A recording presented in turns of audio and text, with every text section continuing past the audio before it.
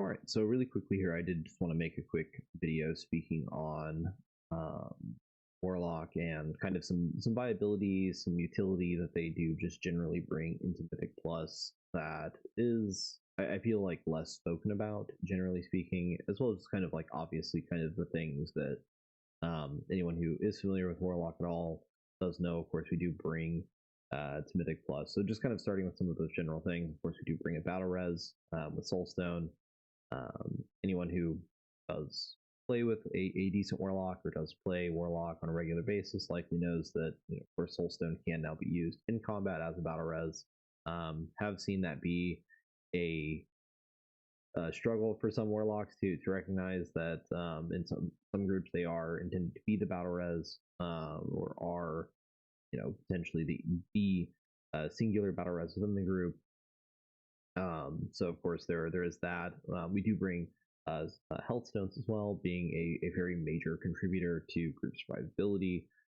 Health stones have been pretty massively buffed from what a lot of people remember them to be. A lot of people remember them to be shared with um, potion CDs and stuff like that. They are of course no longer shared with potion CD. They are also 35% of HP, so a pretty massive heal for us. And of course, we can also like soul burn to gain even more from a health stone, as well as increase our max HP, almost like a mini last stand. Warlocks being an extremely tanky spec to bring into Mythic Plus, they can also basically have Shield Wall with 40% DR, by default 25, still massive DR. There's still a lot of utility there, just excluding specific dungeons. We are having, a lot of just base utility. Curse of Tongues also something definitely worthwhile to note. This can massively reduce the number of kicks your group needs. Almost every single dungeon has something worth Curse of Tongues, using Curse of Tongues on.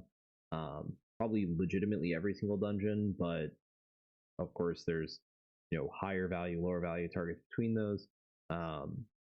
But especially on like bosses, like the second boss of Everbloom, the three triad of bosses there in Everbloom, or the triad of witches there in Waycrest, also being super high value to limit the number of interrupts that you need.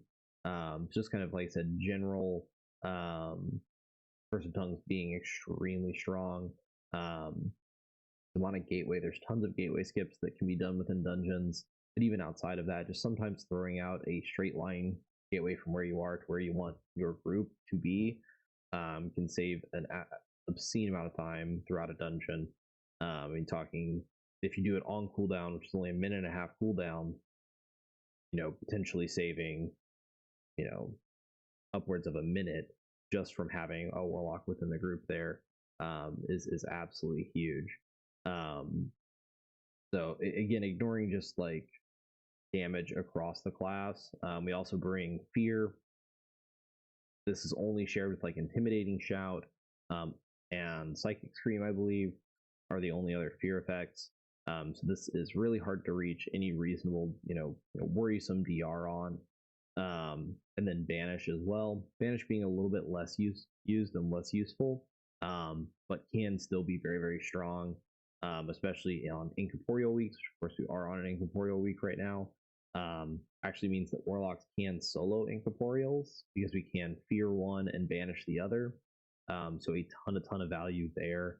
And then something else that is less spoken about is our interaction with Entangling. Makes us very good at dealing with mechanics that do require us to potentially sit still, or deal with needing to be fairly still or up against the wall or anything like that. Demonic Circle plus Demonic Circle Teleport. Of course, unfortunately, that is 2 global cooldowns, but does remove Entangling because this does remove all slowing effects, and Entangling is considered a slowing effect. Another effect worth noting is if you do Soul Burn, Demonic Circle Teleport, it does also make you immune to roots. So very useful with dealing, for example, with the second boss in Darkheart Thicket. It does put down the strangling roots, as opposed to using a Paladin's Freedom, or in addition to using Paladin's Freedom, if you want to do every single set of them, you can use Demonic Circle Soul Burn Teleport to clear those up. So a lot of value there. And then just speaking on Dark Pact for a moment, this is one of the most powerful short cooldown defensives in the game. Just speaking again to Warlock's inherent tankiness, we have very close to the strongest defensives in the game, and not to mention just our general tankiness with 10% increased stamina, increased max HP. We of course have fell armor with Soul Leech. You can even run Profane Bargain so that you can increase the amount of soul link damage your pet takes to alleviate some of that damage from yourself. So extremely tanky class. Frequent Donor is basically always taken over the Ichor of Devils here, just because it does give you that 45-second cooldown on Dark Pact, which is just like straight up better than almost any other defensive in the game. And then of course we do have more coil healing. Worth noting that we can't choose whether or not this does horrify targets, but in quite a few polls within Mythic Plus there are targets that cannot be horrified. So if we want to ensure that we're not fearing targets, for example, the sentries within Throne of Tide can't be feared. The large Faithless Watchers can't be feared. The large water elementals cannot be feared. And then of course, like within Everbloom, the A-bombs can't be feared. So there's quite a few targets throughout dungeons that cannot be feared or horrified that can be used on as a 20% heal. Of course, all bosses as well. So just an additional kind of layer there of healing that we do have available to us. And then, of course, speaking very briefly on Shadow Fury, unfortunately, this is shared with other stun DRs, but still a good, solid AoE stun that can be used. Something that I have personally used, unfortunately, it can be a bit difficult because it's a 2-minute cooldown for Demonology, is Ramar Felguard. Can be used as a second interrupt or as a second single target stun as well. If you're already going to be setting up on a pole, you're already going to be sending Felguard, you're already going to be sending Tyrant, then like sending your dogs first instead of sending Felguard then dogs like you normally would, but sending dogs first and then like holding your Felguard for half a second, waiting for an interrupt or something like that, just to extend the amount of interrupts that your group has, can be super valuable, especially if you're limited on kicks. Say you're running like Warlock, Boomkin, and Mage or something like that. Obviously, Boomkin has the 1-minute kick. You're going to have a 30-second kick because you're playing Demonology, and then you're also going to have the 24-second kick on the Mage. And then unless you have like a Paladin as your tank or something like that, you are going to be very limited on kicks. So extending the amount of kicks that your group has, tons of value there. And Grimar Felguard, like I said, does count as a kick or as a stun. So even if it is a target that cannot be stunned, you can still use Grimar Felguard to prevent that cast. So tons of value there. Another thing, just kind of two things less spoken about. This is less for Warlock utility, but more for kind of a damage focus here. But did want to speak on it because it is something that you can gain an absolute absurd amount of damage from if you're not already doing it as Demonology, which is actually here, your set bonus, ensuring that you are spreading these Doom brands. It is definitely an annoyance,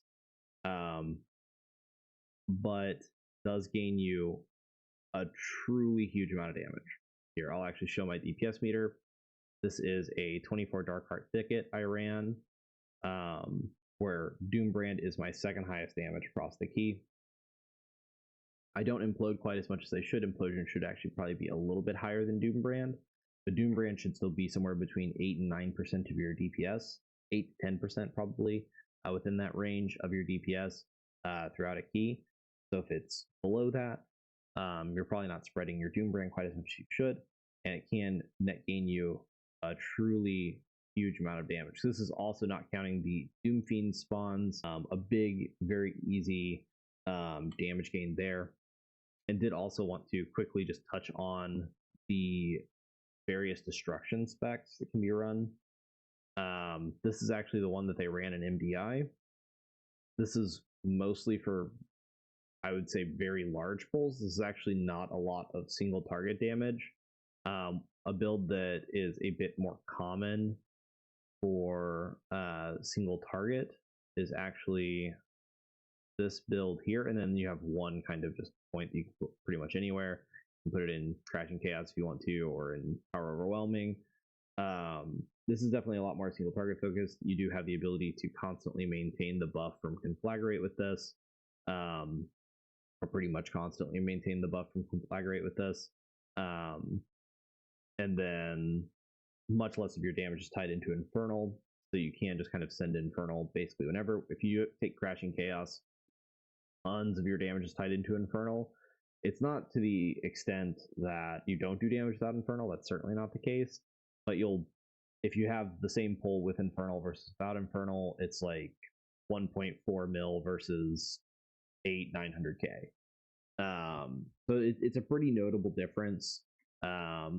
So your tank does have to pull around you quite a bit more if you are taking like Crashing Chaos and going Channel Demon Fire and stuff like that. Channel Demon Fire with the Raging Demon Fire does make Cataclysm feel quite a bit better in AoE if your AoE pulls are going quite a bit longer. But Crashing Chaos is definitely that thing that if you are taking this point, then your tank has to pull around you pretty much, or to optimally use this, your tank needs to pull around you. But like moving into Channel Demon Fire with like these points, these 3 points, Scalding Flames, and the Power Overwhelming into these 3 points, is probably pretty reasonable. You don't lose really that much single target damage, and you do gain just kind of the ease of use of you will constantly be able to maintain Immolate on targets just with Cataclysm and AoE. So Affliction, unfortunately, doesn't really get a lot of play in Mythic Plus right now. Just typically a little bit less damage than either of the other two specs. Doesn't really bring any additional utility. But I did want to take the time to just touch on kind of some of the build options as well as kind of general play options there with the two specs that are typically played in Mythic Plus, as well as obviously the wealth of utility that we do bring with, Health Stones, Gateway, just natural tankiness, tons of stuns. Obviously, Destro brings all of the Infernal stuns as well as the Blasphemy stuns that are super, super powerful. Soul Burn being a very underutilized ability. Of course, Soul Burning a Health Stone gives you basically a second defensive with it giving you the Last Stand effect as well. Shadow Fury obviously being very commonly used because it is an AoE stun, but the lack of fear and banish on incorporeals, being a very major kind of contributor that I've seen personally. Being able to solo incorporeals can really open you up to a lot of group comps, or just help really save a wipe if whoever was doing them before may have died. Maybe you have like a paladin DPS that was doing like repentance on one of them and they die, or your mage dies and they were the primary polymorph target, whatever. You can really help save a group just by making sure that you have both of these. And you do have enough time, as long as you target one of the incorporeals fairly early in the cast, you do have enough time to both fear and banish the other one before either of the casts go off. So a lot of value that we can have there. And then of course with the entangling, with the circle and teleport can really help, especially with like needing to like bait certain abilities. You don't have to move, so you don't end up messing it up because your entangling is causing an issue, or on like Deos and Rise. If you're doing the orbs, then you do have that way to cleanse yourself of the tangling there, so you don't have to, potentially either stun yourself holding the orb up or wipe your group running out of the orb, So a lot of really good options that we do have there as well.